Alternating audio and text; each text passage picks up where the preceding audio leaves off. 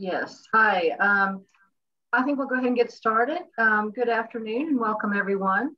I am Dr. Karen Harper. I'm the president of the Nashville Jung Circle, and we're very pleased today to present Dr. Jerry Wright, who will be introduced in just a moment.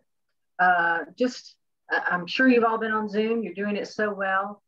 So just remember, please keep yourselves muted. We will have some breaks for question and answer time. We are recording today, just to let you know.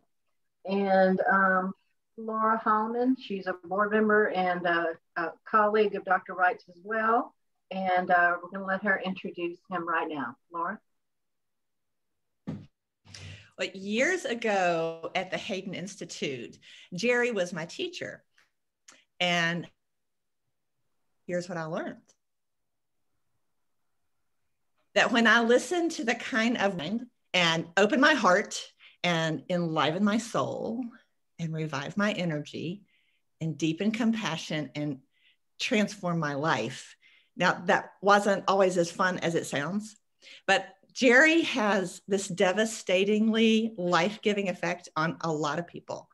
And whether he's in a role as a pastor or a Jungian analyst, a lecturer, a mentor, a pilgrim guide, he leads these tours to Iona and Ireland and Peru and India, and I think Greece is next. He is truly gifted at helping people turn into themselves, which Jung, of course, called individuation. And for years, these people have been saying, Jerry, write a book, please write a book. And he did it. In fact, he wrote 2 in the last couple of years. So the first one is Reimagining God and Religion. And the second one is called A Mystical Path Less Traveled, which came out in March. I don't have a copy of that yet. In Reimagining God and Religion, Jerry writes, growth in consciousness is individual and personal, but never private. It impacts the whole world. So Jerry, thank you for your influence in this world of the Nashville Jung Circle today. We are very happy to have you with us. Thank you so much. Thank you, Laura. Thank you. This is my first visit with most of you all. Some of you I've already acknowledged I'm familiar with, but it's good to be with the Nashville Jung Circle. It's an honor to be with you. I want to begin with a blessing, which is found, as I mentioned, in the back, one of the chapters of the book, and it's blessing number 3 on page 151, if you have a copy of the book and want to follow along. These blessings were written over the years on Iona, and I've included them because they help me even daily to kind of frame a day. And this blessing, I think, helps to frame these 2 hours together. May we know that we are born mystics, grounded, embodied, attuned to the numinous presences and powers at the heart of the universe, or universes. May we know that we are the stuff of the cosmos, neither greater than nor lesser than all else, and that all is holy. All is holy, all is holy. May we see ourselves as threshold dwellers between the visible and invisible, conscious and unconscious, and from that mysterious intersection, may we live with passion and compassion, the twin offerings for the privilege of our sojourn. And may we remember to bow 7 times a day, or 70 times 7, as we make our way along the mystical path less traveled. It is the mystical path that I think is less traveled that I'll be talking about today, and the fact that we are born mystics. And I'm presenting an alternative kind of path, especially for people who find traditional religious paths either no longer meaningful or impossible to travel. I also bring a greeting from my part of the world, Flat Rock, North Carolina, Cherokee territory. About a quarter of a mile away, there's actually a flat rock where the Cherokee Nation had some of their gatherings. And it's also the headwaters for a stream that runs behind our home. The Cherokees had a way of greeting each other with the question, how deep is your well? How deep is your well? It's a much more provocative and evocative than hi y'all, or what's happening, or what's up, or what you've been up to. I often greet my friends with, and they know this very well, with, you know, how is your soul? They've grown accustomed to that. And then they ask me about the status of my own soul, which is a very important kind of greeting of each other. There's a new greeting that I heard recently from one of you, maybe. I don't see that person yet, but anyway, a wise person, a man, a friend. He introduced me to a new greeting. I think he attributed it to Emerson. and the greeting is, what has become clear since we last met? What has become clear since we last met? I think that's a particularly appropriate question as we slowly emerge from our isolation and our virtual meetings, although we're still virtual today, but slowly we are emerging from our quarantine and our isolation. It may be an evocative question once we're able to meet face to face again, hopefully soon. What has become clear since we last met? In this virtual context, I want to acknowledge, obviously, that we gather against the backdrop of two things: the COVID that we are still in the midst of, and that has been dominating our energies and our time, our attention, our conversation, and also the post-election psychic pandemic that I'll be talking more about in just a minute. In the early days of COVID, a little more than a year ago, I spent considerable time and energy in my daily journaling with the pandemic and its potential effects on us and our world. And some of those journal entries found their way into this latest book, A Mystical Path Less Traveled. And in my own search for a meaning, especially in the beginning, middle stages of COVID, I suggested that this pandemic and its far-reaching effects had the potential of being the most significant religious, spiritual event of our lifetime. I still think that's true, although I don't see a lot of evidence that we've reaped the meanings and the benefits yet, but I'm still hopeful.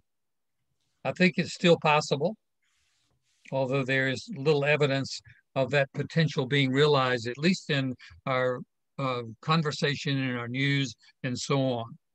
In our haste to get over the virus, there's little evidence that we're trying to get under it, to ask for its possible meanings. We're in a hurry to get over it, obviously, and understandably. I proposed early on that we were being forced to go dormant. This was my way of trying to find meaning, find a way to enter these very difficult days and death-dealing days, and to find some possible meaning and way to live into it in a creative way. I proposed that we were being forced to go dormant, something, of course, that nature chooses for itself daily and then annually, and something we humans have difficulty with. Before we began today, we were talking about gardening. A few of us were, and how important dormancy is to gardening and to nature herself. I suggested that we were being forced to go dormant and to choose dormancy by staying home and self-quarantining. And so I raised the question for myself and others, How might we embrace dormancy as a gift, as an opportunity, and a necessary compensation for our otherwise incessant busyness and demands and busy lifestyles producing?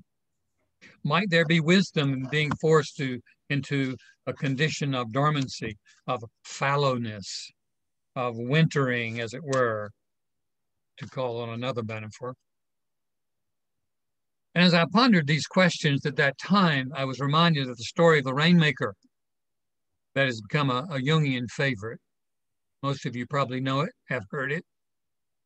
For those who were regularly with Jung, it is reported, they say it was one of Jung's favorite stories, that he told it on any occasion that allowed him to tell it and retell it. He would gather for dinner, say, with a group of friends, and all of a sudden he would, with a twinkle in his eye, he would say, "Have you heard the story of the Rainmaker?" And they, willing to accommodate, "Oh no, let us hear it." And so he would tell the story again. The Rainmaker. The land was suffering from drought. And so the people called for the services of the Rainmaker. He came from afar. He diagnosed the situation and asked for a small hut at the edge of the city to be put at his disposal. He disappeared into the hut for 3 days, and on the 4th day, the rains came. And naturally, the people wondered how he was able to bring rain to their parched land.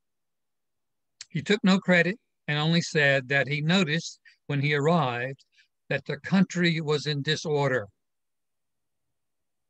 And he decided to put himself in order. And he disappeared into the hut, and naturally, the rains followed. During these disordering and disorienting days, what has it meant, or what might it mean, to give major attention and energies to tending our inner house, to putting ourselves in order? What might that mean theoretically and practically? Or now that we have had 14 months of COVID, what have we done to put our own inner house in order? That's a good question for journaling. And what remains to be done? It might be profitable for all of us to sit with that question or some version thereof. What have we done to put our own inner house in order? And what remains to be done in these weeks and days, even months ahead? Or to return to the greeting that I mentioned earlier, what has become clear during this time since we last met face to face? What has become clear during this time of COVID? We could spend the remainder of our afternoon maybe sharing our experiences of that question. My guess is if we give really careful thought to it, we have much more clarity about some very important things. And I'll mention two of mine in just a moment. Again, we were forced into a period of dormancy in our individual rainmaker huts, as it were. And that kind of inner intimacy can be threatening. One interesting phenomenon, of course, was an instant explosion and expansion of our dependency on technology, including this very medium, Zoom, to stay connected to the outer world. And I think probably in some cases, it was a distraction to get us back out of our rainmaker huts too quickly and too soon. Zoom has served a great purpose for so many people, of course. It's allowed kids to continue their education. It's allowed a lot of people in business to continue their businesses. It's allowed friends to stay in touch. But isn't it kind of interesting, the word Zoom? We zoomed right out of those rainmaker huts, perhaps, because when we lose our busyness and our distractions, it can be very threatening. And yet there's a way in which the best offering we can make the outer world is to continue to put our inner world in order. whatever that may mean. I have some ideas what that means for me, but what might it mean for each of you? I think it would be well, again, to do some journaling around that, and then to share that with somebody you trust. More severely, I think our technological gadgets that we have become even more dependent on in this time of isolation, and our various social media have become weapons used by our various divisions and warring tribes. They are anti-social media. They're not social media. Our technology has become a series of weapons where we beat each other up or promote lies and conspiracies. And they have spawned a new form of addiction, as you well know, the addiction to technology. By the way, I came across a very creative resource for dealing with our necessary and wonderful and dangerous technology in a creative way. Just a couple days ago, I was listening to Krista Tippett, as I often do, in our program on being, and she was interviewing Tiffany Schlein and her book called 24/6, The Power of Unplugging One Day a Week. She takes the Jewish ritual of Shabbat, a day of rest, and applies that taking a rest from our devices. And she instituted that ritual in her own life and family, where one day a week, all technology goes to the side, and they're offline, so to speak. Anyway, it's a good resource. So one thing that has become clear to me that I'd like to share that gets us into the theme for the day. One thing that has become clear to me, or at least actually clearer, is that underneath the biological pandemic that has dominated our thinking and our wondering, our worry, etc., there is a psychic epidemic of long standing that is even more dangerous and devastating, even more difficult to diagnose also, and even more invisible, for which there is no easy vaccine. Before and behind and beneath the biological pandemic, there lurks a psychic pandemic of long standing that demands our attention and continuing commitment to growth in consciousness. Jung spent his career addressing this deeper, even deadlier pandemic, often attributing it to a loss of soul. The deeper and deadlier malady and its treatment gave rise to depth psychology in general, I think, and to Jung's analytical psychology in particular. Loss of soul, or this psychic pandemic, it is of pandemic proportions worldwide and knows no cultural, political, or religious boundaries. And as I said, it is even more difficult to treat, since its symptoms are most often masked, so to speak, manifesting as anxieties and fears, cultural, political, and religious tribalism, which is rampant, paranoia, conspiracy theories, scapegoating, and apocalyptic obsessions. These devil-like symptoms, rooted in our shadow and complexes, lurk just beneath our individual and collective personas or masks, just waiting for an opportune time to reveal themselves, and now has been such a time.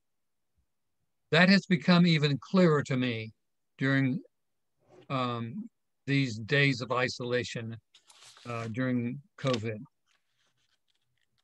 As if describing the current daily news, Jung notes that the unacknowledged human shadow, quotes, disorders the brains of politicians and journalists who unwittingly let loose psychic epidemics on the world. I'm sure each of us has certain politicians or news agencies that we think of who have let loose psychic epidemics on the world. Each of us has likely our particular people, but however, upping the ante because of the internet and social media, we must confess that all of us are potential politicians and journalists who contribute unwittingly to the psychic sickness or to its antidote. There's much to critique, of course, even to condemn in the blatant, inhuman, unjust, crazy-making chaos that surrounds us and suffocates us. We cannot be silent because silence conveys agreement or lack of concern or lack of courage. But however, our right to speak up and to speak out rests with our honest appraisal of our own complicity in creating the mess that we are in. Jung says it this way: what we refuse to face inside meets us from the outside as fate. Individually and collectively, we have been repressing a lot of very important parts of our individual personalities, collective personalities. And when that happens, what we refuse to face inside meets us from the outside as fate. So as we critique the craziness that follows our post-election and January the 6th, we must consider that somehow we have contributed to that as well. We're not innocent. Jung warned of the dangers of the psychic epidemics that underlie all other catastrophes, including biological pandemics. This is so, he was so prophetic in so many ways.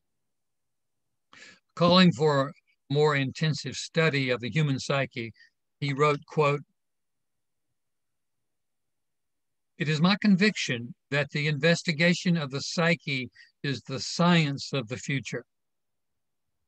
It is becoming ever more obvious that it is not famine, not earthquakes, not microbes, not cancer, but man himself, who is man's greatest danger to man, for the simple reason that there is no adequate protection against psychic epidemics, which are infinitely more devastating than the worst of natural disasters.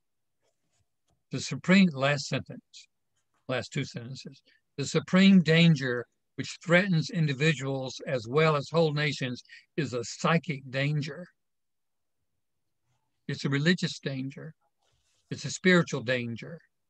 Because when he talks about the psyche, he's talking about a religious function."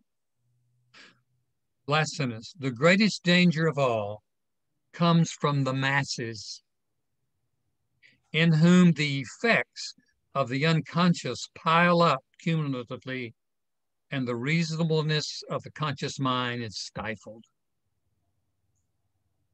We watch what's happening in our culture, our world, our nation, and we think, this is crazy. How can this happen? How can people believe what they say they believe? Well, in a cumulative way, the effects of the unconscious pile up, and it usurps any kinds of reasonableness or rational thinking. Now, the second thing that has become clear to me, or clearer during this time, at the core of the psychic epidemic are a number of issues emanating from our God complex, individually and as a species and nations. I want to talk a little bit about my own God complex. And yes, you have one too. We all have a God complex. We don't talk about it very much, but we need to talk about it much more. In my own God complex, I'm obsessed with the topic. I'm obsessed with God and religion. I have been for I don't know, most of my life. I talk about it as my creative illness, and I've tried to get over it. I've done all kinds of things to try to get over this obsession with God and religion and all things related. But I've tried all kinds of therapies and read a few books here and there. Attended a lot of retreats and seminars and conferences, and now Zoom, and still this obsession persists. You probably have your own version of that. I hope so, actually. I hope we never get over this particular creative illness, because I think that our God complex demands ever more attention, not less. Psychologically, our God complex includes all that we have experienced, read, been taught, wondered about, struggled with, and delighted in about the universal experience that our species has named God, and the religions we have created over the span of our species time here.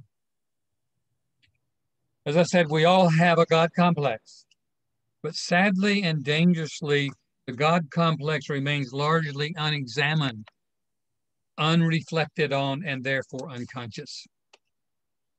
And it is our unreflected, unexamined, and unconscious ideas, images, and behaviors related to the mysteries that we have named gods and goddesses that fuel the worst of our behaviors as a species.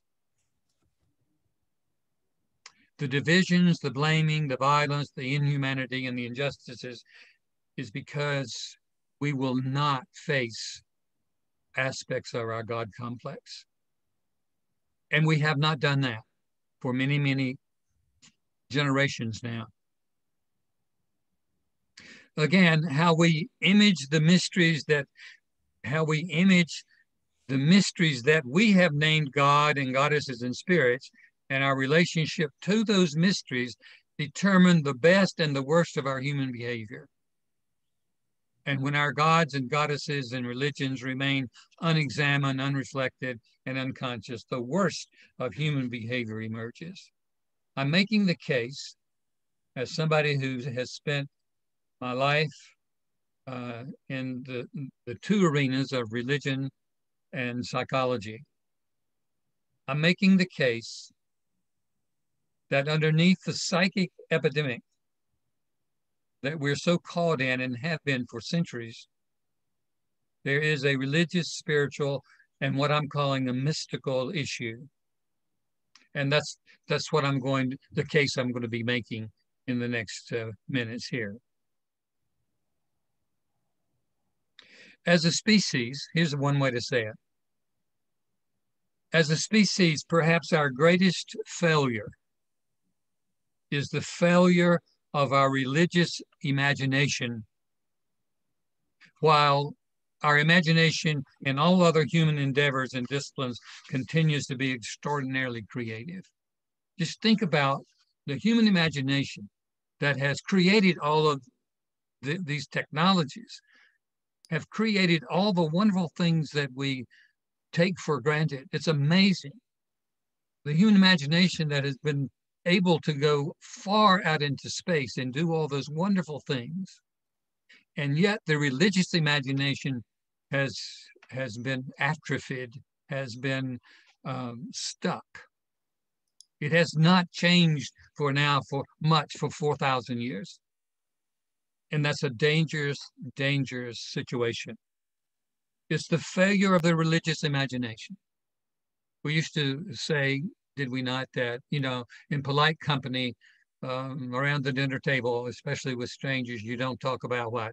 You don't talk about religion, sex, and politics, right?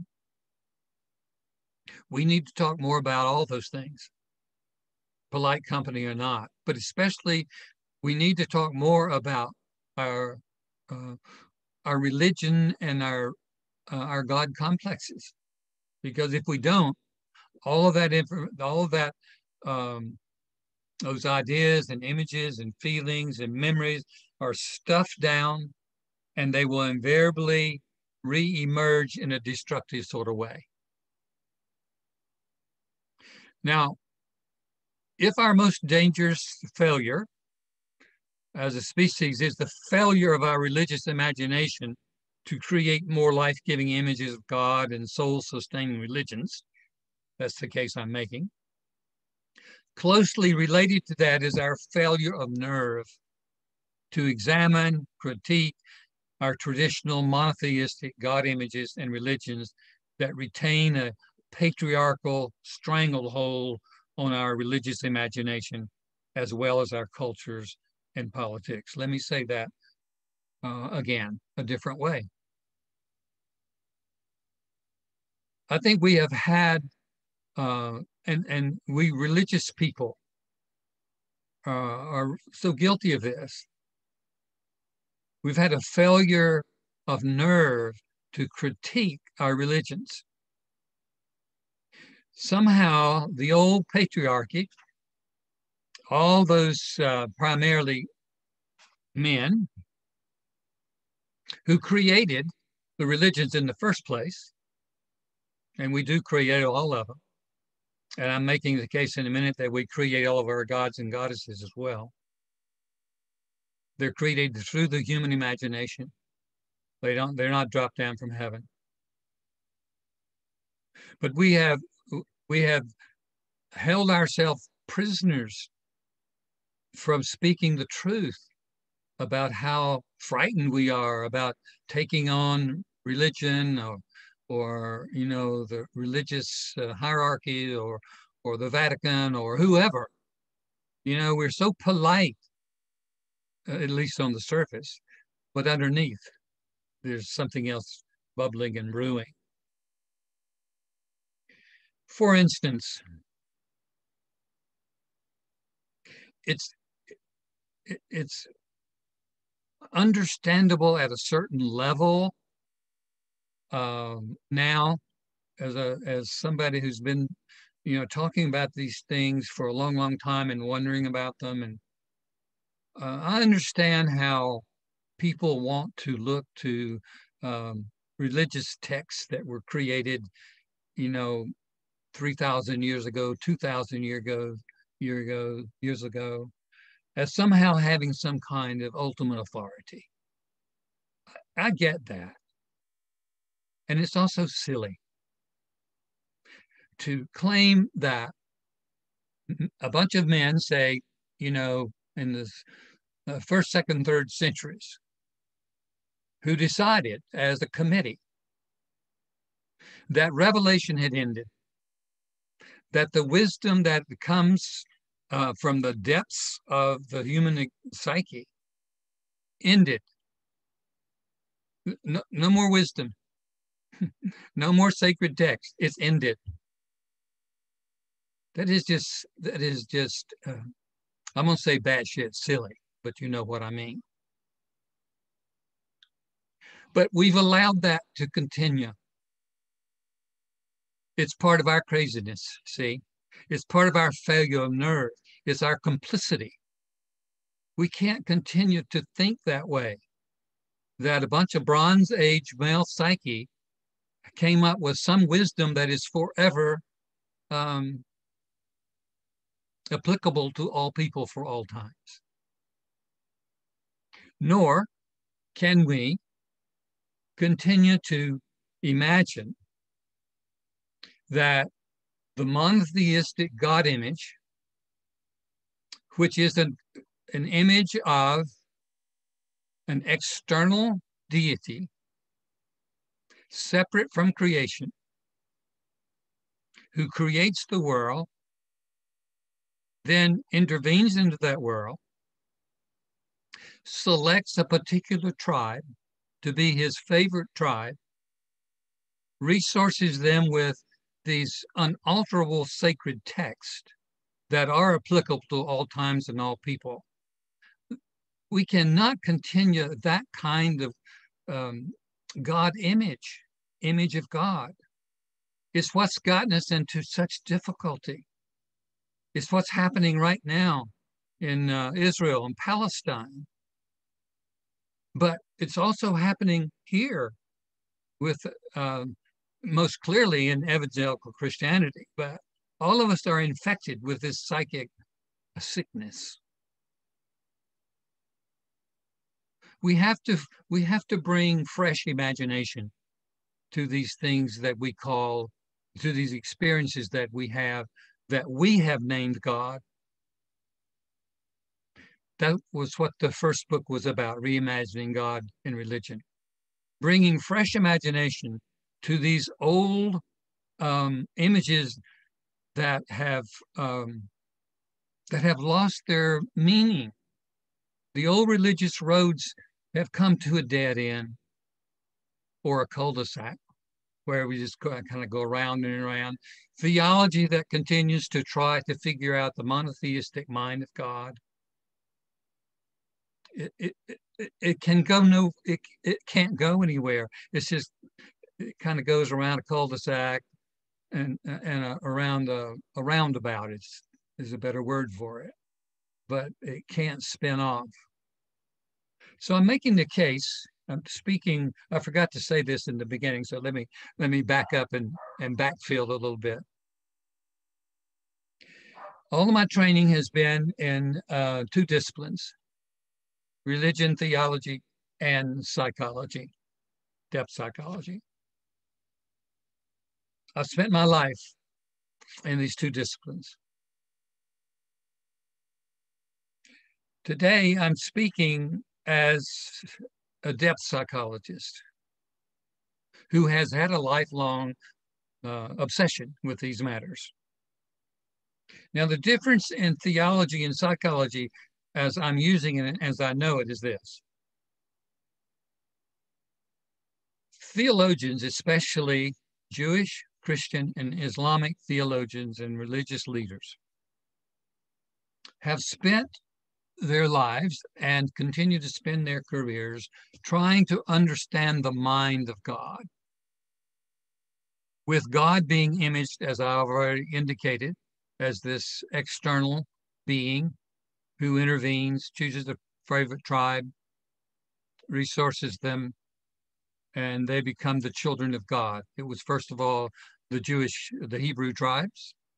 They were the first chosen, supposedly. Christians were the newly chosen, and Islam the last chosen.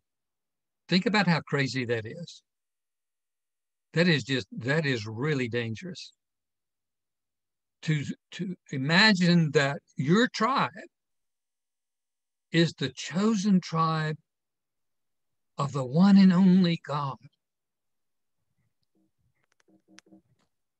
And we never examine that. We just keep kind of spinning that out. I believe in God, the Father Almighty, maker of heaven and earth, and Jesus Christ.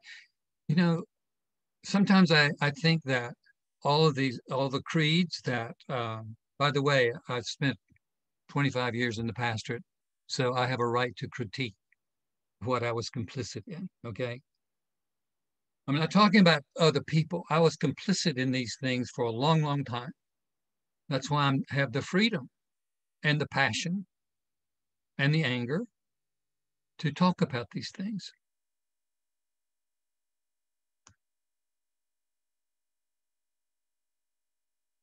So here's to understand where I'm coming from as a psychologist. Speaking as a psychologist, I'm trying to not understand the mind of God. I'm trying to understand the human mind and imagination through which all of our gods and goddesses have been created and religions have been created. That's what I'm trying to understand, appreciate, and live into. Because if we don't do more of that, we are going to continue to creep ever closer to the precipice as a species and also as in our environment. Until we change our images of God, until we create more creative religions, we will continue to do great harm to ourselves, to each other, and to our environment. That's my prejudice. That's my bias. That's my mantra.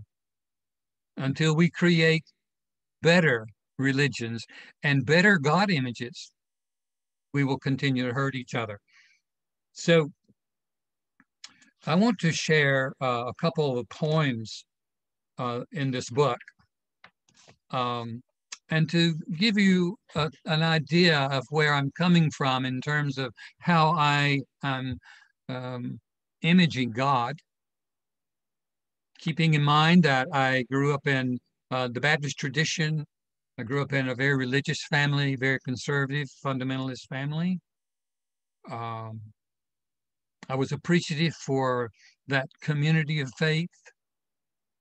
I learned to appreciate music. I even learned to love Jesus, and I still do. I'll say more about that later. But at some point, that tradition could not help me anymore. That's when I moved from the center of the church to this back porch, stayed there for a while, and then the back porch collapsed as well. And since then, I've been a wandering pilgrim.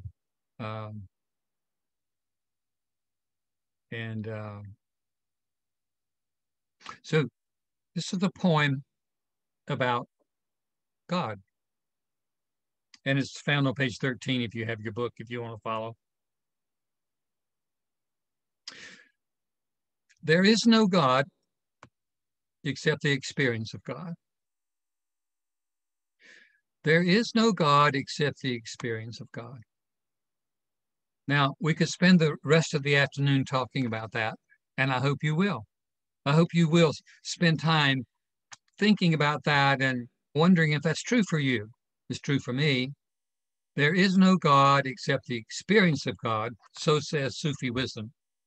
Wisdom sorely needed in a time when the old deities in the top rung of a three-tiered universe have either died or retired, leaving heaven-hungry humans clinging to dogmatic life rafts barely afloat in a turbulent institutional sea. And before I read more of this poem, I want to read the last stanza. By the way, I keep looking left because, as I told the people early on, my camera is here in this small laptop, but I have a larger screen here where I can see your faces a little bit better. I can see when you smirk. I can see when you're quizzical. I can see when you're nodding this way or wagging your head. Actually, I can't see you very well. That's the sorry part of this kind of media. But that's what I keep looking. I wanted to tell you. I'm looking here. I can barely squint. I can barely see your names. Here, you're a little bit bigger. So this is the last stanza of this poem that I began to read. This author is often accused of using angry, passionate words when addressing the holy business of religion.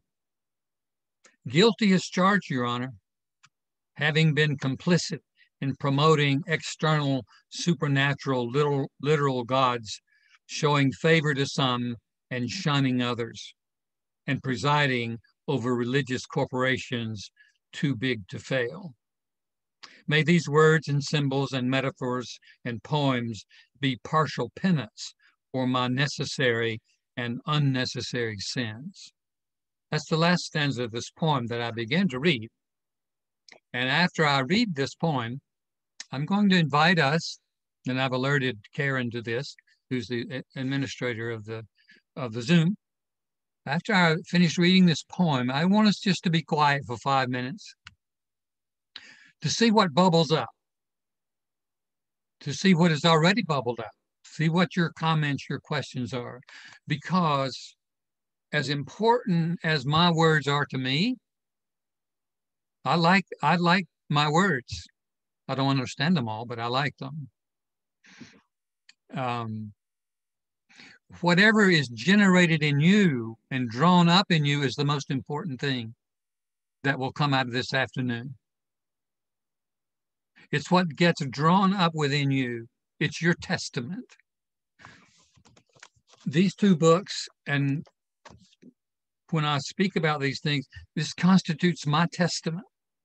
It may be different from the New Testament and Old Testament, of course it is, but it's the most important testament that I have. And whatever gets drawn up in you is your most important testament. It's your most important authority. It's much more important authority than something way back there. I'm giving you all my biases and prejudices. Why not? You can't get to me. I mean, you know, you could scream at me maybe, but you can't hurt me physically. A couple of you might be able to. All right, here we go. God. There is no God except the experience of God. So says Sufi wisdom, wisdom sorely needed in a time when the old deity is in the top rung of a three-tiered universe, have either died or retired, leaving heaven-hungry humans clinging to dogmatic life rafts, barely afloat in a turbulent institutional sea. What sounds like bad news portends good news for those who no longer reside in that collapsed universe, which is all of us, really. None of us believe in that universe anymore. Not really. The three-tiered, no. What sounds like bad news portends good news for those who no longer reside in that collapsed universe, and for those who can no longer abide a supernatural being who has a favorite tribe and only one son guarding the salvation gate, creating an illusory shortage of divine water, requiring fences and secret creedal codes, generating competition and division and terror, and more weapons to protect one's God and stories deemed sacred. That's our religious legacy right there. As long as our deities are supernatural beings occupying an external metaphysical home and intervening for our religious tribe or our nation or our political party, Christian nationalism, American nationalism right now, Jewish nationalism, Islamic nationalism, is killing us. As long as our deities are supernatural beings occupying an external metaphysical home and intervening for our religious tribe or nation or political party, we will continue to do great harm to others, ourselves, and our earth home while doing a victory dance in sanctuary, field, or political hall, proclaiming we are number one while the losers weep and plan the next inevitable battle. Psychologically, we continue to spill blood over the stories we tell ourselves about the gods we have created and are obliged to defend. We will to our children our unwillingness to face our human fears disguised as faith, their inheritance, our unlived life. We're all complicit here. We will to our children our unwillingness to face our human fears disguised as faith, their inheritance, our unlived life. Jung says it this way: it's the unlived life of the parent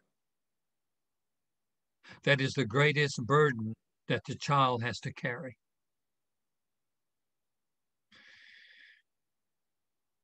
We could end up feeling shame and all that, but it also can inspire us to continue to live more fully whatever our life is, to speak our truth, to live our truth, and not to give that away to other authorities that have no real wisdom for us. We will to our children our unwillingness to face our human fears disguised as faith, their inheritance, our unlived life. So who will have the uncommon courage to speak common sense to our common delusions of external magical gods and magical books? How long will we export the responsibility for our difficult human choices to a remote deity or to a human pope or to a dusty paper pope created by the Bronze Age male psyche? Was the reduction of the many gods and goddesses to one supernatural male revelation from heaven's heights, or eruption from the human depths of 2 million-year-old fears of shortages of God goodies? When will we accept that all our gods and goddesses are necessary symbols or metaphors, the supernatural theistic all-male God of Abraham being no exception? How else can we explain so many gods over so many years for so many peoples?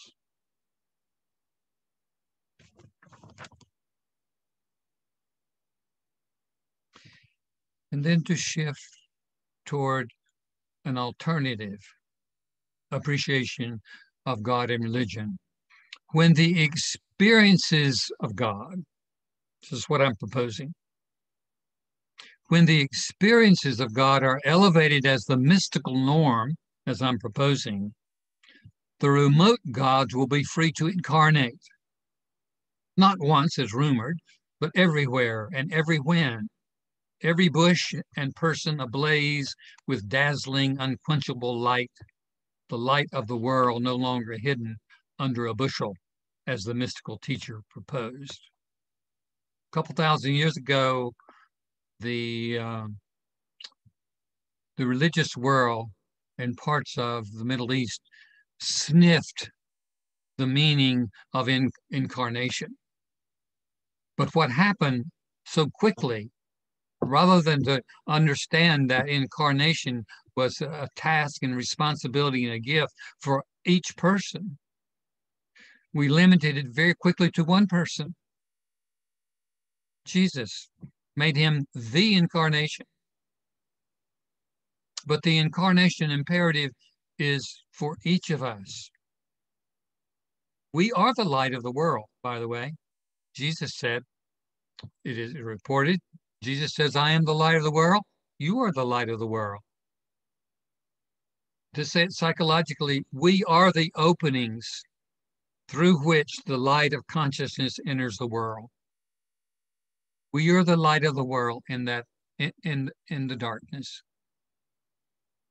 It is through us that the light of consciousness will enter. We may think that light is a little candle, not too important. It's very important, whatever it is. The last part I'm going to read. Enter the psychological mystical path.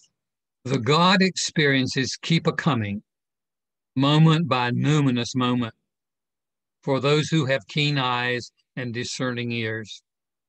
They emerge not from theological heights, but from collective psychological depths, where godlike powers and presences actively plan their next excursion through the thin curtain, desiring, even demanding, their rightful place in the human heart, not in heaven, in the human heart and in the human economy. Why have we kept our gods so remote for so long and made our religion so difficult and for so few? Last question. Would it not be more human and humane and divine to live as if we are the gods we have created and the devils we have shunned? Or is that asking too much of our religious pathology and our adolescence as a species? So let's just pause for 5 minutes. You can stay visible or not, whatever you need to do. But just sort of be aware of what has already emerged, comments, questions, and then we're going to take 10 minutes right now to share some of those, and then we'll continue. And Karen's going to call us back in 5 minutes.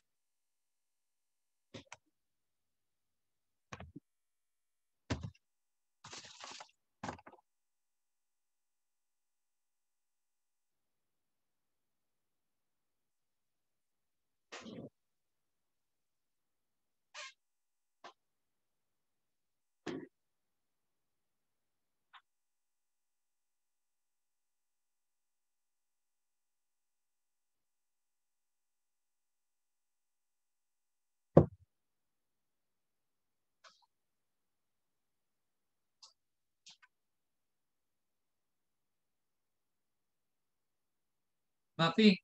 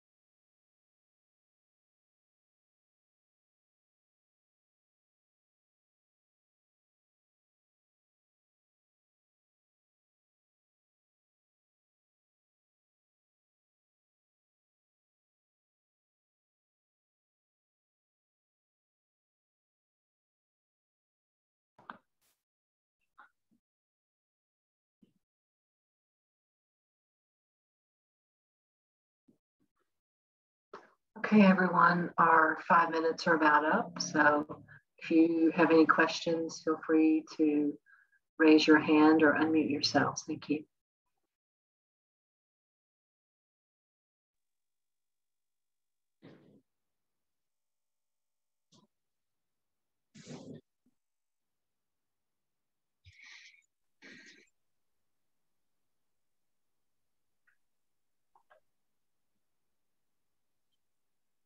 And we have a question from Terrence. Can you, or it's a chat, can you unmute Terrence and ask your question? Hi, thank you so much for your talk, Jerry. It's really appreciated. I'm trying to have a better understanding of your conclusion. So is your conclusion that the God image should be seen more pantheistically so that we don't project onto others or escape our individual responsibility? And do you see God as existence itself, in which we are both responsible to and a part of? Yeah, you had several questions there. I think panentheism is one way to come in a fresh way at the meaning of God. I take it one step further, which I'll talk about in just a minute. I do think in this new myth that is emerging, it's gestating. I think we will come to realize, like Jung did near the end of his life, that God, and that's the name we have created. We created that word, just as we created names for gods and goddesses. We named that mystery. We had experiences as human beings that we did not create, that we cannot control, and we can't reproduce. And in our need to understand and relate to those mysteries, we created the names. We didn't create the mystery itself. But I do think that down the road, we will, as a species, as our consciousness continues, we will come to realize that which we have named God is reality itself, in all of its shades, in all of its mixture. Actually, that's what Jung came to.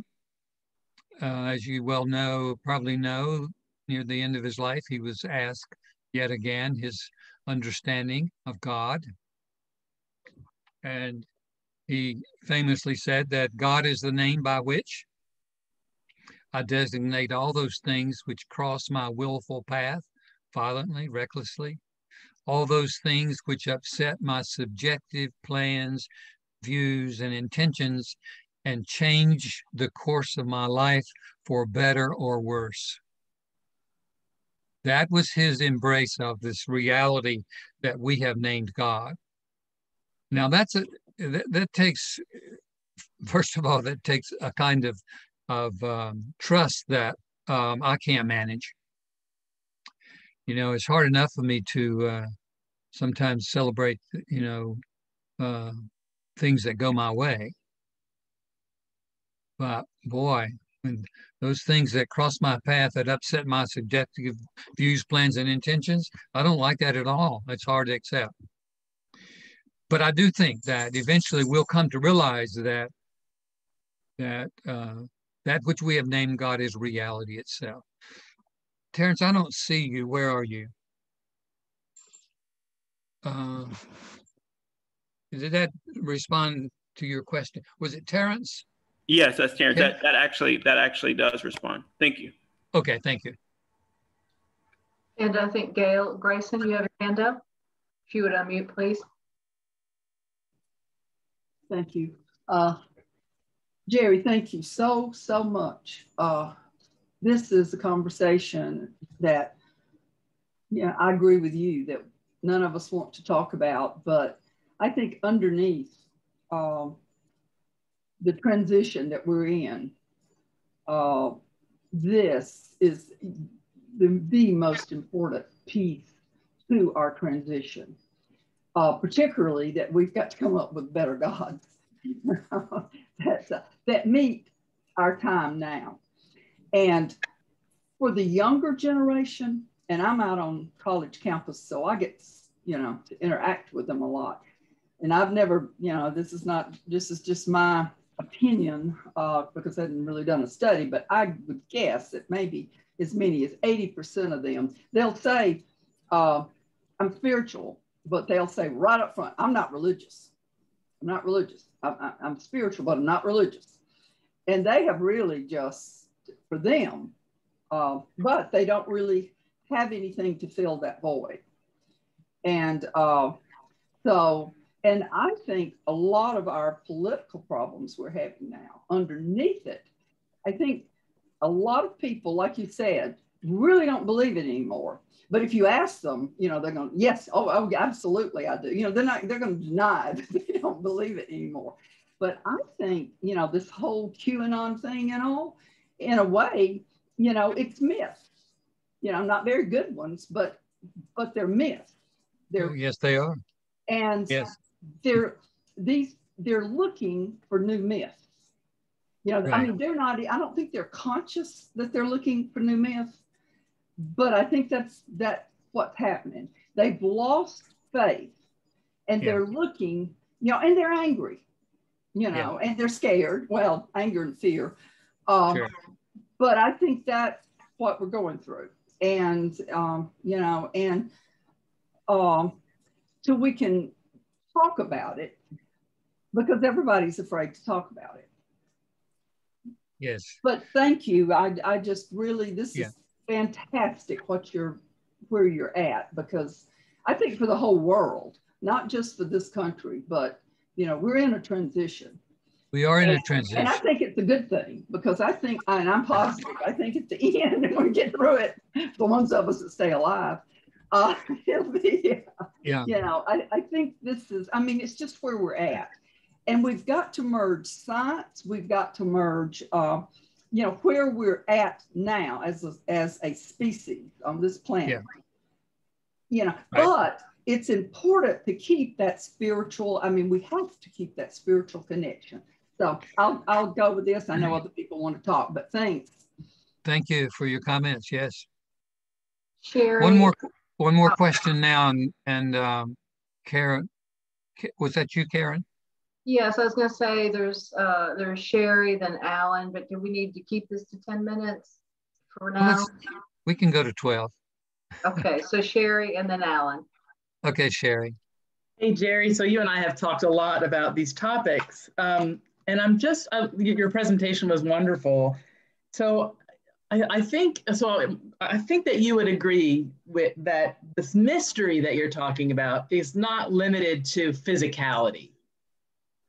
So so often when we encounter that mystery and have what we might call a religious experience or a mystical experience, we encounter something that feels eternal and that feels outside of time and that feels whole.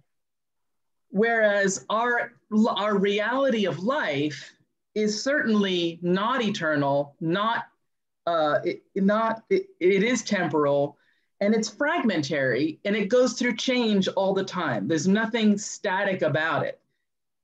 So what is it? How would you then, what is the status then, or how would you then identify this mystery if it can feel that way to us, while reality in terms of embodied reality does not have those characteristics of being eternal or being whole necessarily as we experience it?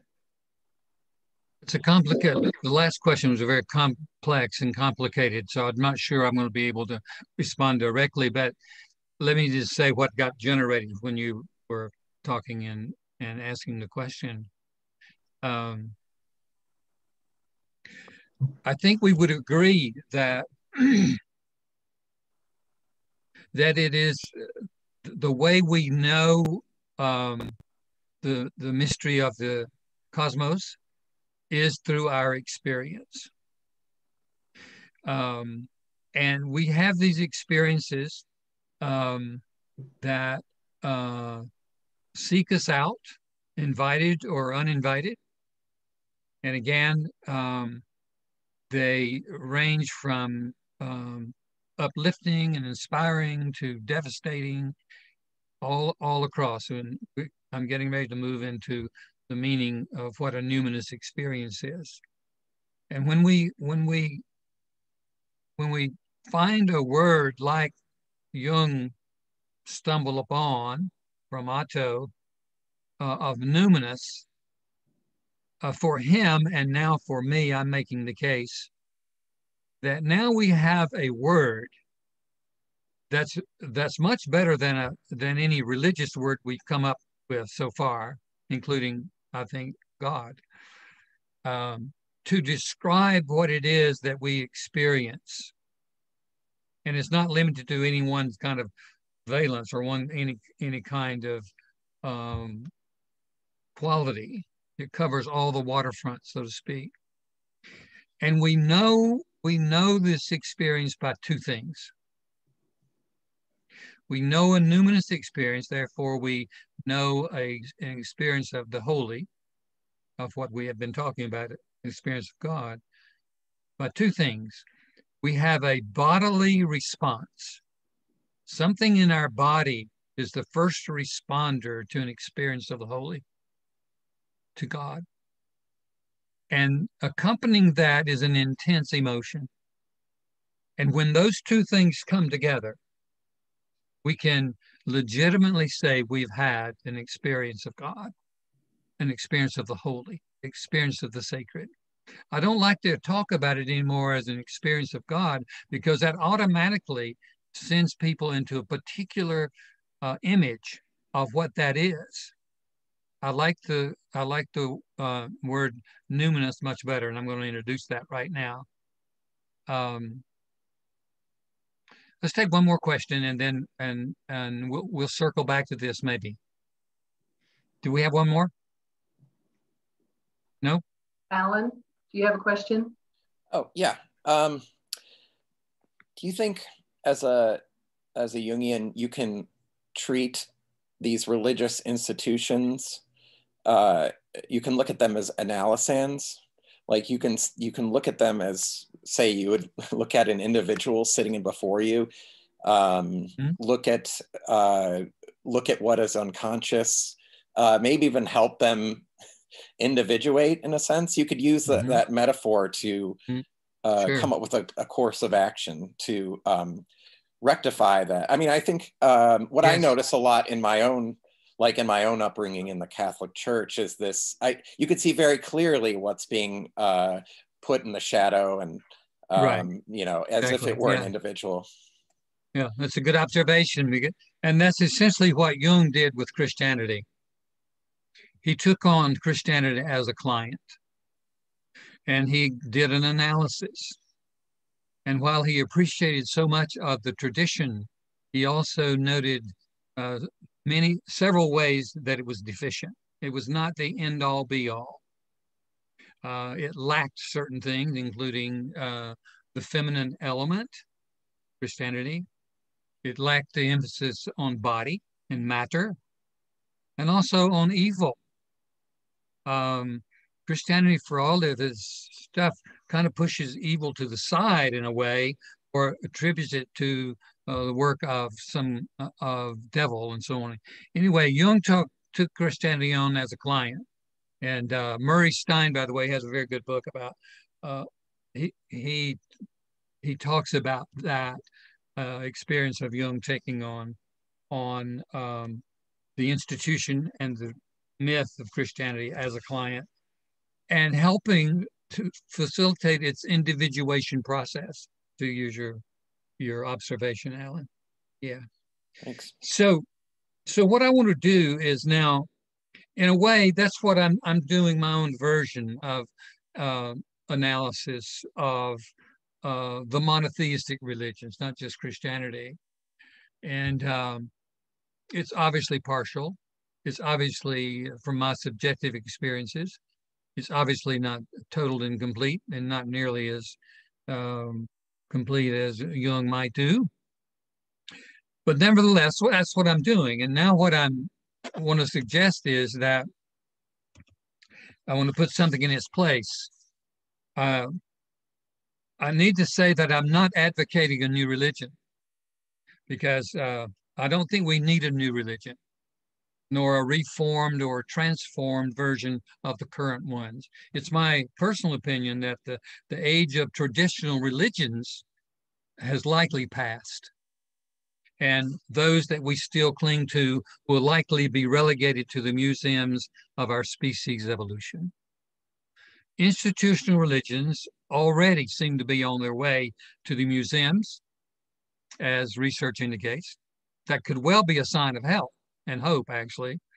And people are voting with their feet, yet they remain desperate for meaning, as someone noted. What we do need, though, is a new attitude toward the mysterious life that we inhabit and to the mystery that we are. Now, we probably are the greatest mystery of all to ourselves, the mystery we are to ourselves. The cosmos is mysterious, but we are mysterious to ourselves as well. Jung called that new attitude a religious attitude. I prefer the term mystical attitude that moves our imagination from the deep ruts of well-traveled religious roads that have, I think, come to a dead end. A mystical attitude allows us, forces us to embrace aspects of ourselves that will promote more creative and more responsible living. We can no longer, in this new path that I'm calling a mystical path, less travel, it entails and requires us to take responsibility for both our creative and our destructive capacities. We can no longer export those to good deities and bad devils. If we're going to make it as a species, we have to take responsibility for our capacities for both destruction and creativity as a part of nature herself. We are a continuous part and an organic part of nature. And nature herself has what we experience and name as both creation and destruction. The difference in our species, we have some choice about some of that destruction behavior. We have some choice about it if we become aware of it and own it. We have some choice to at least diminish it. So a mystical attitude forces us to embrace both our creative and destructive aspects and capacities. We could say, what if we could embrace the mystical perspective that each of us is a microcosm of what is wrong with the world right now, and each of us is a microcosm of what is right with the world? That's a mystical kind of attitude. Such a perspective would eliminate the dualistic notions of original sin and original blessing. Original sin did great damage, continues to do great damage. Original blessing came along, and that was a giant step forward. But a psychological, mystical attitude acknowledges that we are the conduits through which both creative and destructive powers manifest. Furthermore, with the hard work of consciousness, as I hinted at, we do have a measure of choice about which capacities to incarnate.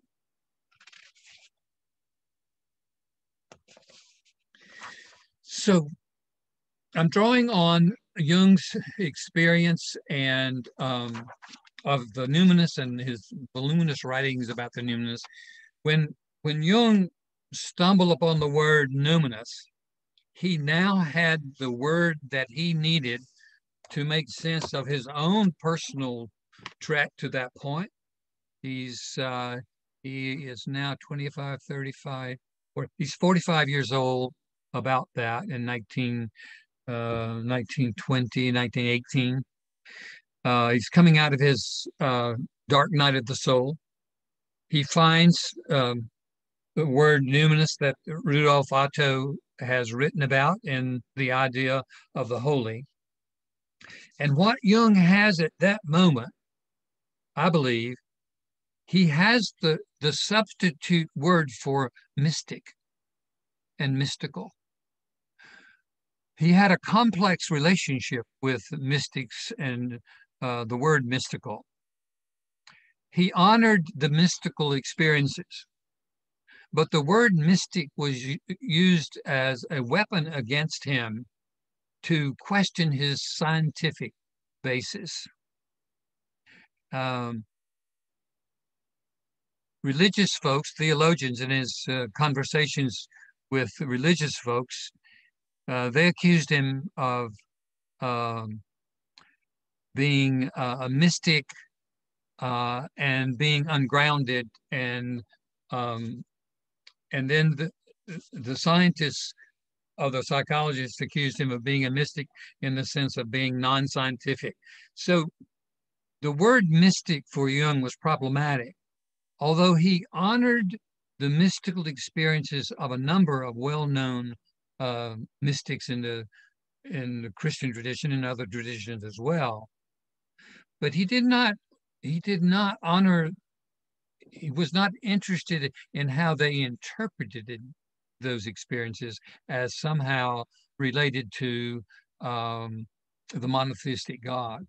He was interested in those experiences because they were experiences that came from the depths of the psyche, from the depths of life itself. That's what interested him about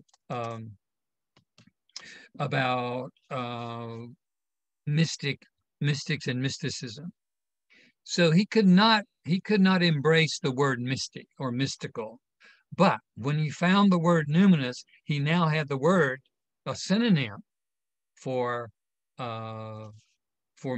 mystical. And what I'm doing is I'm rebaptizing that word. I'm bringing it in and suggesting that what we have possible in this interim time between one myth that is no longer alive and the new myth that many believe is on the horizon, in this interim time, I'm begun to talk about psychological mysticism rooted in unmediated numinous experiences. Psychological mysticism as distinct from theological mysticism. And I'm making the case for that. And I'd like to unpack what I mean by psychological mysticism.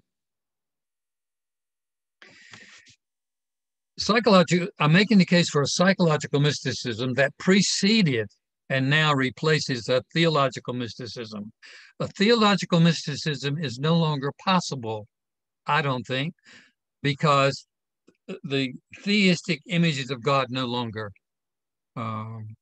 they no longer are helpful. They no longer, I don't think they're even possible, although a lot of people still hold on to them. So a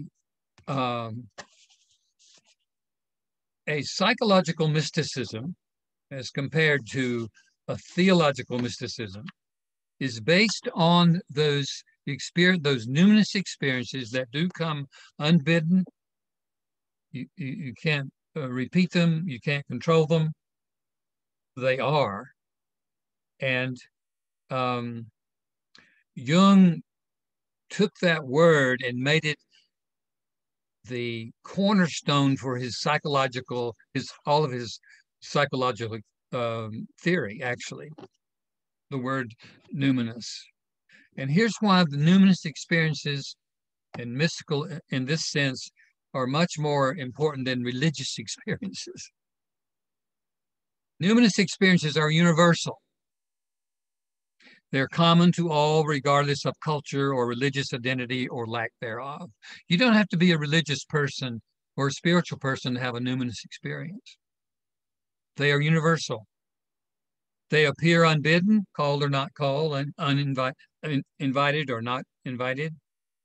They do not require belief in an external supernatural interventionist deity or deities, which many of us have difficulty embracing anymore. They do not require a supernatural savior or a messiah or a mediator. That's very, very important. They do not require a human mediator, a priest, a pope, nor an infallible sacred text. They register first in the body, validating the body as a sacred vessel.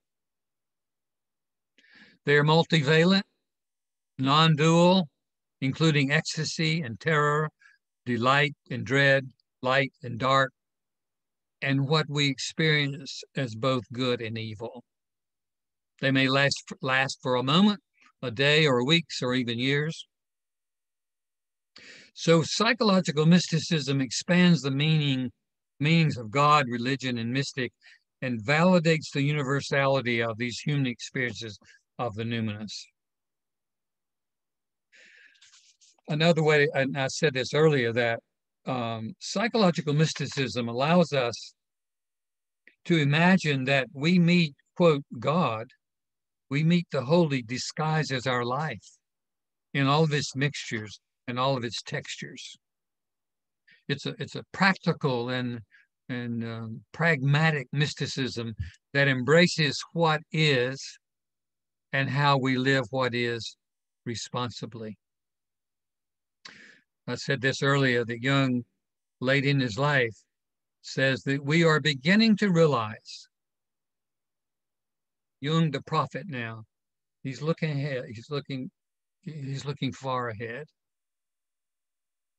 We are beginning to realize that God is reality itself, and last but not least, mankind. This is a millennial process. And I believe that way, way down the evolutionary trail, the path, far down the path, be way beyond our time, I believe that we will come to realize that we are the deities and devils long seen in projected forms, that we've kept out there, up there, that we, when we have created these and named these deities and devils, what we're actually experiencing is some aspect of our deep interiority. This takes an understanding of the dynamics of projection. A good introduction to that is chapter 5 in my earlier book. That when we have created gods and goddesses, given them names to experiences, or to our mystical experiences, our names for God and goddesses say a lot about the human psyche and the level of human consciousness, and almost nothing about that exterior entity that we have named. What we're doing, I think, as human beings, with this great gift of imagination and consciousness, is that we're trying to understand who we are and who we are in relationship to the cosmos and to the mysteries. So we really are coming to know ourselves very slowly. And down the way, as consciousness continues to evolve and deepen, we will realize that we are the deities and devils long seen in projected forms. It's going to take us a long time to get there. But in the meantime, if we can just live as if we are, if we want to bring in the new myth, or help to create it, Jung thinks it's going to be another like 500 years. He thought it was going to take about 600 years for the new myths to come in full form. So we have 500 more years.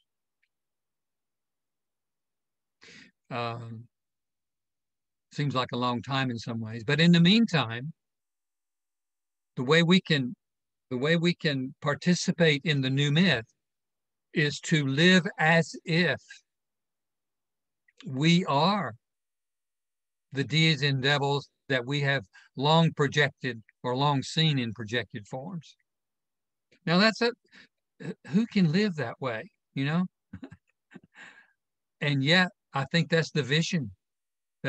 It's a very difficult task. But one way to do that practically, I think, is to practice the mantra, the mystical mantra, as we meet each other, as we meet aspects of nature, as we move around our day, to have in the back of our mind that when we meet somebody, we have the notion that while I'm not you, neither am I other than you. If we practice that, and if we could practice that, while I'm not you, neither am I other than you, we would have peace tomorrow. But especially in people who disturb us and who are sufficiently different, we see projected on their faces something of our own unconscious hiddenness that we don't like. And then we have to treat them as an enemy or eliminate them. So until we learn some of these basic kinds of psychological dynamics, we're going to continue to hurt each other and hurt our environment as well. So a psychological mystical path, I think, is the most natural, the most inclusive, and potentially the most satisfying spiritual way for the modern person. Again, it does not require belief in a supernatural theistic being that's separate from the world.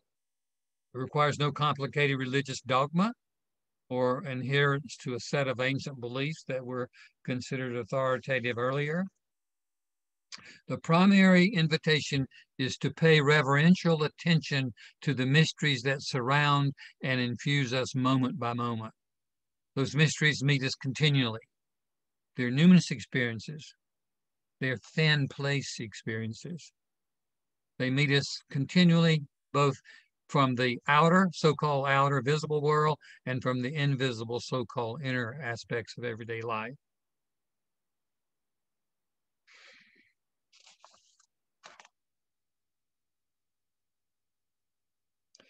Psychological mysticism is another way to say it, is a grounded, embodied mysticism in which body and earth are prized as conduits of divinity. The human body and the body of the earth are holy vessels. We've forgotten this. And our monotheistic religions have not helped us here. In fact, they've hurt us dramatically. The human body and the body of the earth are holy vessels rather than something filled with shame or something used like a commodity or object. I don't think the monotheistic religions they've never recovered from denigrating the human body and sexuality and subduing the earth, and they never can. We can keep trying. We could keep trying to tweak them, you know. They cannot, because they're at their core, they're dualistic. God is outside of life. A mystical perspective means that whatever this mystery is that we have named God is within life itself, within all aspects of life. It's not out there.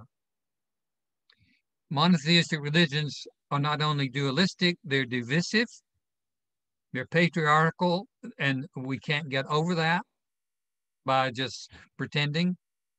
I respect so many women who continue to search out the Bible and sacred texts, you know, trying to find evidences of the feminine. Some people give their whole lives to that. And it's a hard search, although, you know, you have to search really, really hard. But my question is, why do we have to search that? Why do we have to search those texts as if those texts are the authority for all times? We don't need to do that. We need to listen to the wisdom of the present age about what we know about our human condition, our relationships, our earth. We don't need to use the Bible as some kind of standard that we keep trying to, interpret in new ways. No, I don't believe that. I believe that's, I'm going to say it harshly, I think it's a waste of time at this level of our unfolding. I really do. And I say that with respect for people who are still trying to do it. But even, those who are trying to spin the Christian myth as in a progressive way. Well, I think there are a better path to follow, at least for some of us who are tired of those old religious paths. For instance, in contrast to a grounded, embodied mysticism, here are 3 poems that attempt to redeem the Christian holy family, so to speak, from an irrelevant religious myth. And so I have 3 poems. I believe maybe I'll read these and then make a summary comment and then ask you to for more comments. Before I read these, I want you to know that I spent 25 years in the Christian pastorate. Spent all my life in the church up until I fell off its back porch some years ago now. I've already alluded to my love for Jesus, and I continue to love Jesus. I found myself a few years ago in a public setting declaring my love for Jesus, and then how I fell out of love with Jesus only to fall back in love with his actual humanity and his actual teaching, which I think it is the case with all relationships, by the way. I think we fall in love even with an idea, but we fall in love with a person or an ideal, and then we have to fall out of love, and then we have to learn to love the actual person. It's the same way with Jesus and all of our religious figures, whether it be Muhammad or the prophets and so on. So that's a salute to my appreciation for the Christian tribe that got me to a certain place, and then I had to leave that particular tribe. But these 3 poems speak to how the traditional monotheistic religion denigrates body and earth, sexuality. Jesus, down to earth, embodied, mystical teacher, nature's son, friend, and voice, employing divinity-laden soil and seed, flowers and birds, spit, salt, and tears as props for the long-running human drama played out on nature's stage, inviting suspended belief. How lonely he now must be, a one and only savior, exiled by creedal-crazed apostles to a metallic 3-seated air traffic control tower to contemplate an unnecessary second coming and role of final judge he decried the first time around. I am noted, famous and infamous for declaring in public Jesus is not coming back. Contrary to evangelical Christians who are even interpreting what's happening in the Middle East right now as preparation for Jesus' return, which allows them to go ahead and accept the violence without really having to help to change it. Jesus is not coming back. Armageddon is already happening. It's happening within each of us as our capacities for creativity and destruction are playing out within our own heart, within our own psyche. So Jesus is not going to come back to clean up our messes, as it were. That's what many Christians are hoping for. So that if Jesus is going to come back and clean up all the mess, we don't have to worry about injustices. We don't have to worry about the poor, all the social ills that we continue to create. We don't have to worry about all that. We don't have to worry about the environment because Jesus is going to come back and all's going to be well. Well, you can see how crazy that thinking that is, how we must find new ways to bring fresh imagination to religion. How sad, Jesus, how sad he must now be, his elevation to sanitized divine status, far from humans and humus he held dear, as if his body and ours, not sacred enough, nor his parents' sexual intimacy sufficiently holy for birthing, requiring spiritualization to cover ancient shame.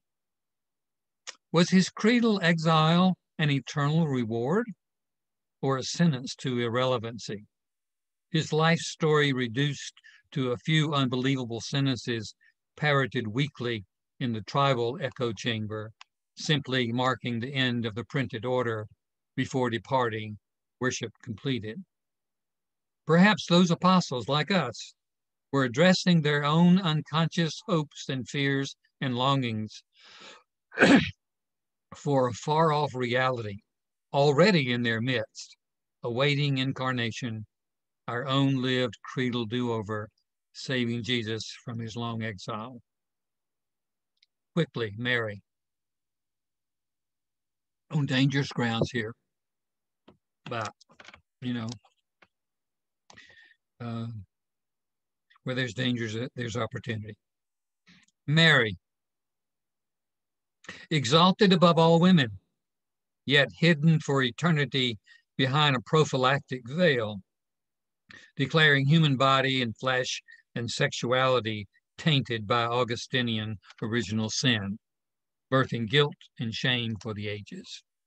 One wonders if she might have preferred her lowly human estate over a spiritualized and desexualized, dehumanized elevation, untouchable by ordinary women and men, except by counting prayer beads or viewing iconic images of mother and child.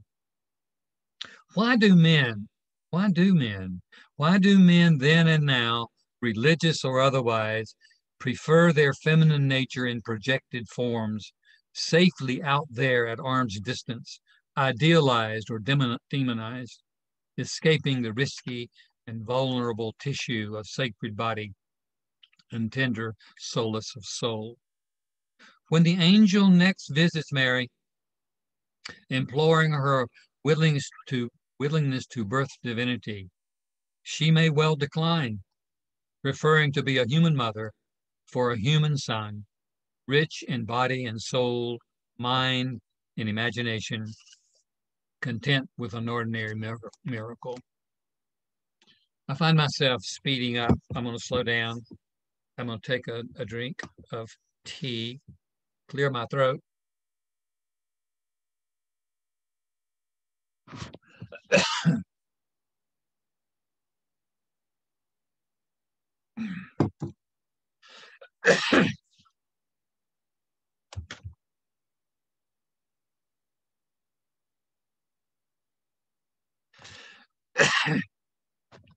And I'm going to listen to my body and stop speaking. All right. I'll have a concluding word or two a little bit later, but that's enough to maybe get some questions stirred or comments. So let me see if I can get reconnected to you. I've been lost in my own world here. Yes. Questions, comments?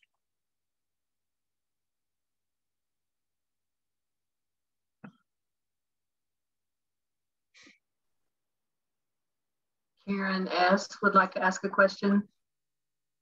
Yes. Jerry, thank you so much. I'm so glad that I was able to be with the Nashville Jungians and with you today. I had two thoughts. One was more of a question, but the incarnation going from being just Jesus and instead being in all of us, right, to me really gives me so much hope, because when we can look at each other and see the divine within, or the holy. And that's such a connection. Like, we know that we're connected to all people and all creatures. So I take great hope in that. But Yeah. this other part, when fears arise and you see the side of a person that's a demon instead of the deity, and you haven't been able to know that part about yourself yet. In other words, it kind of reminds me of, I haven't been in the hut long enough to get my house in order. I haven't been fully individuated. Then how then shall we see and each other with peace and love? The last sentence is how what? How then shall we, like you said, we could have peace today, tomorrow. How will we when we have that is still a problem? Well, it's gonna take a while. It's gonna take a long time. But just because it's the project is not going to be completed for a long time should have no bearing on what we do individually. It should have absolutely no bearing. Our mission is to give it our best shot, and to whatever that means, to live our life to the fullest, to express our truth as clearly as we can, with as much passion and compassion as we might be graced with. Realizing that we don't have to complete something for it to be valuable. None of us are going to get out of this alive, and who knows how it's going to unfold. So we just have to find a place to stand, to say as clearly as we can about any light that we may be granted, to take the risk of speaking, and leave the results to something larger than us. I mean, the last thing I would say is that something's been going on that we didn't create for 13.8 billion years. I mean, something is happening. I mean, really, for a long, long time. And we may or may not be around as a species to continue that, to participate in that unfolding. But if we are not, whatever that thing called life is, we'll likely find a more conscious species to bring about peace. So in summary, we don't have to live perfectly. We don't have to complete it, but we're not excused from trying our best. Thank you. Yeah. And we've got Jim and Gerd who have questions. We also end at 4:30, so I just wanted to keep that in mind. For those of us on Eastern Standard Time, that's 5:30. Okay, 10 minutes. We have 10 minutes. That's okay. Go ahead. Well, I wanted to thank you also for sharing your insights and wisdom with us. It's been very, very educational for me. My question is, with respect to the earlier part of your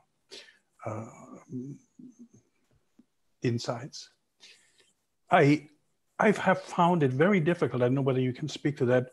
Very difficult to convey any type of mystical or numinous experiences in words. I would go as far as to say, like, impossible. And yet sometimes there is that feeling like I need to let somebody know, I need to talk about this, but I have found it so difficult to even get, fragments across. and I don't even know whether I get it across. So it's the problem with the limitations that words have. The other question I have is to something you said, and when you talked about to maybe develop an attitude where we while we acknowledge that I am not you, to live as if I am not, but I'm also not you, and I wonder if that is based on like the Martin Buber I thou. If that goes together there, because has been a very difficult read for me. I probably have to do it a bunch more times, but I have. The idea makes great sense to me. Yeah. It feels like that's where I need to be going in my own personal quest. So I leave it at that. Okay, so a quick response. I think I borrowed that phrase, by the way, from James Finley, who's a mystical teacher, and that mantra, well, I'm not you, neither am I other than you. And I think I think as much as I understand I thou with Uber, we're talking about something very similar. We're trying to find an angle to talk about whatever this divinity is within us that recognizes that in another person. But here's the expansion of that. It's also recognizing the devil in me that is also in you. Mm-hmm. There's the rub. Yeah. You know, I love to find an example of the once Christ nature and the light bright and another person realize that that's in me also. But a mystical perspective demands that we also recognize the devil in us and take responsibility for that. Now that's the hard part, and that's where we have to find a whole different way of imagining who we are and who we are in relationship to each other, who we are in relationship to these mysteries that we have named God, because unfortunately we have exported all the hard stuff to the demons and devils. Mm-hmm. And sometimes we also have exported our creativity to God or to Jesus or to whomever. And we're both. We're both. That's what depth psychology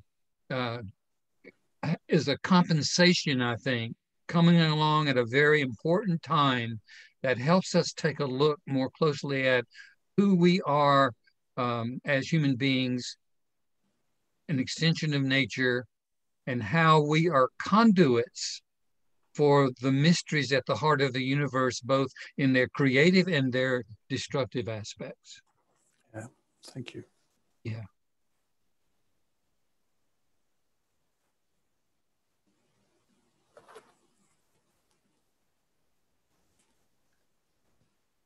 Do we have time for one more question?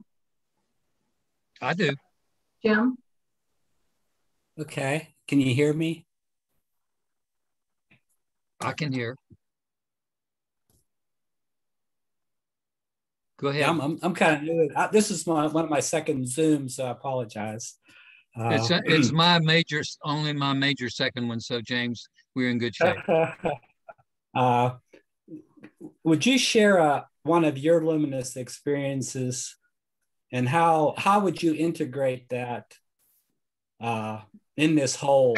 I understand the concept, I think, of what you're talking about. Yeah. And yeah. Sure. Thank you. I'll share the one that comes immediately to mind, which is always the good thing to do. Yeah. When I talk about numinous experiences, sometimes they're huge, and sometimes they last for moments and minutes and days and even weeks. But a numinous experience is the realization that I've been here with you all for 2 hours and I have not thought one time about my breath. It has been operative. in a mystical sort of way. My body has been taking care of itself in a mysterious sort of way. Now that's a numinous experience. It's a numinous recognition when I pause to think about all the wonderful things that are happening. But the example that I thought about, James, was you can probably tell that I'm an obsessive preparer. Maybe you can. I do a lot of preparation. And I've been not only writing this book, but I'm continuing to write it all the time. So 2 nights ago, I had the following dream, which was a numinous dream, because I was at a retreat center where I was the leader, and the people were gathering, and they were going to videotape the retreat. And all of a sudden, I could not find any of my notes. I could not find one note that I had prepared. And now it's time to begin, and I can't even remember what I was going to talk about. So I am totally powerless and helpless. And so then I decided I need to go to the bathroom. So I go outside this retreat center. I cannot find a working bathroom. Meanwhile, it's time for me to get back in there and be the leader of this, you know. And so I do excuse this. I just urinate on the ground, but I end up urinating on my pants and all over my shoes. So I am totally undone at a time when I have been working so hard to be totally in control and prepared. Now, that is a way, I woke up, I had a hard time getting out of that place. It was frightening. I was still petrified. That was sort of what we would call a numinous experience on the negative pole. But think about how wise psyche is. Psyche is continuing to work to balance us. And when we get too far in one direction, there is this wisdom, call it what you will. You can call it God. I don't call it God anymore. I would rather call it self or wisdom or whatever, Christ within, or a mystical sense, is at work trying to bring us back to sea level, to balance. Now, that is such a mystery. If we start paying attention to those things, that is such a mystery about what is going on in these little bodies of ours and psyches of ours, that there's a larger kind of thing going on. So that was a numinous experience. It wasn't one of the uplifting, you know, but if we pay attention, it happens all the time. When I'm on a retreat, oftentimes I tell people early in the morning that today you're going to have 7 experiences that are of numinosity that is going to blow you away. Of course, what we end up having is, 70 times 7, because every new moment practically is a numinous experience, because none of us knows what's going to happen next. We think we do. We don't know. Most of our life is way beyond our control, which means that we have to employ trust, which is the meaning of a religious perspective. So here's the concluding page that I want to leave you with: that each of us is a savior and a destroyer. And until we accept those contradictions and live a conscious crucifixion, we will crucify each other and our earth home. The whole of the human enterprise is this: it is an experiment to accept both our angelic and demonic nature, individually and collectively, and to live responsibly our social contract assigned by nature. Our major religions remain committed to external theistic gods and the splitting of opposites. And I think they keep aiding and abetting our inner destroyer while waiting for an external intervener and a Savior. Our salvation begins when we abandon the notion that it will come from beyond, and when we free ourselves from the religious delusions of our own making. We must save ourselves if salvation is still possible. It could be too late. I think it's not. It is possible that the light of consciousness will remain lost in the black hole of our species.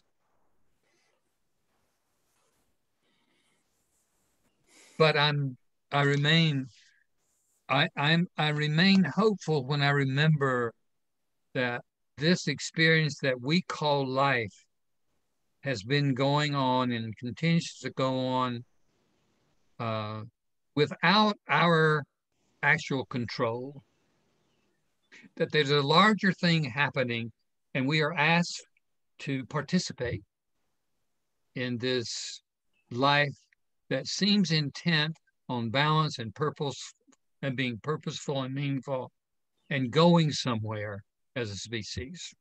I remain hopeful, but also remain committed to trying to be honest about where we have come from and to critique our religious delusions, including my own. Well, thank you all, Karen. Thank you and your committee for the invitation. And thank you all for tuning in. And hopefully soon we'll be face-to-face again and we can ask each other, well, what became clear to us when we were separate from each other? Well, Thanks. Dr. Wright, my well is deeper in the last two hours. So thank you for that. And thank you all for your interest and attendance. And the Nashville Jung Circle is taking a summer break. So we hope to see you in September, where I think we have Dr. Hollis, James Hollis, scheduled. So see you then. Have a great summer. Bye-bye. Karen?